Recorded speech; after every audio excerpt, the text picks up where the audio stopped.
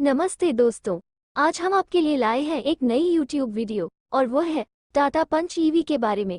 जैसा कि आप सब जानते हैं, भारत में इन दिनों नई नई गाड़ियां मार्केट में लॉन्च हो रही हैं। ये सभी प्रमुख श्रेणी में आती है और इनकी नई जनरेशन अपने दमदार स्वरूप के साथ बाजार में धूम मचा देंगी। तो चलिए बिना देर किए शुरू करते हैं यह वीडियो। कैसे हो दोस्तों, आप देख रहे हैं कार सलाहकार। तो चलिए शुरू करते हैं।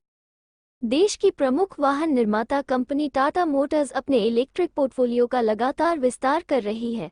कंपनी कई नए इलेक्ट्रिक मॉडल लाने की तैयारी में है, या तो ऑल न्यू ईवी या मौजूदा कारों पर आधारित उनके ईवी वर्जन। इनमें से एक electric car Tata Punch EV हो सकती है, जिसे पहली बार टेस्टिंग के दौरान देखा गया है। माइक्रो एसयूवी के इलेक्ट्रिक डेरिवेटिव को हाल ही में पूरी तरह से ढके कैमोफ्लेज अवतार में एक फ्लैटबेड पर देखा गया था। टाटा का ईवी पोर्टफोलियो। टाटा मोटर्स इस समय इलेक्ट्रिक वाहन बाजार में सबसे बड़ी हिस्सेदारी रखती है। कंपनी के ईवी पोर्टफोलियो में Tiago EV, Tigor EV, Nexon EV Prime और नेक्सॉन ईवी मैक्स जैसी किफायती इलेक्ट्रिक कारें मौजूद हैं। अब इसमें जल्द ही एक और मॉडल टाटा पंच ईवी शामिल हो सकता है। आइए बात करते हैं कि कैसी है टाटा पंच ईवी।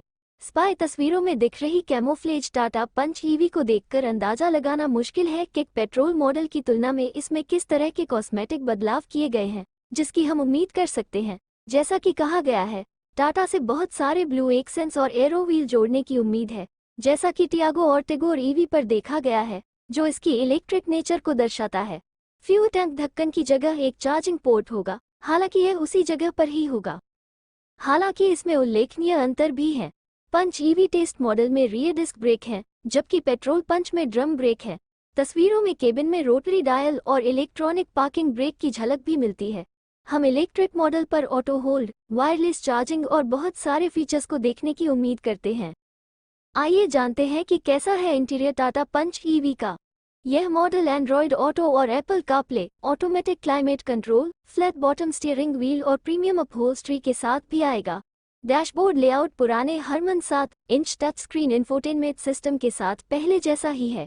ये यूनिट रेगुलर पंच में भी अब पुरानी पड़ चुकी है और हम नई और बड़ी यूनिट को देखने की उम्मीद कर सकते हैं, जिसे हाल ही में हैरियर और सफारी में देखा गया है और आखिरकार नई टाटा कारों में भी मिलेगी।